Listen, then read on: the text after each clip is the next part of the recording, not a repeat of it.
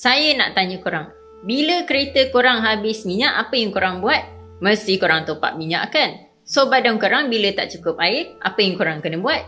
Minumlah. Satu hari kita kena top up 2.5 liter air untuk badan kita. Kenapa 2.5 liter? Sebabnya 1.5 liter digunakan oleh kita punya buah pinggang nak cuci darah. 500 ml dilepaskan dekat kulit kita sebagai sweat. 300 ml digunakan oleh salur penghadaman kita, usus besar kita. Lagi 200 ml kita hembus keluar bila kita bernafas.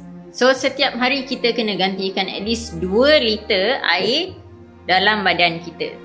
Air biasa lah. Sebaiknya air alkali Uniwave Plus kita ni.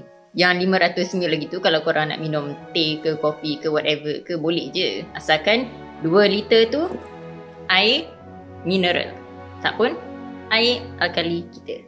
So korang kalau tak nak BP jatuh, kalau tak nak migraine, sakit kepala, tak nak rasa penat semacam, korang kena minum 2.5 liter sehari. Sebaik-baiknya air alkali Uniwave Plus kita. Dapatkan hari ni.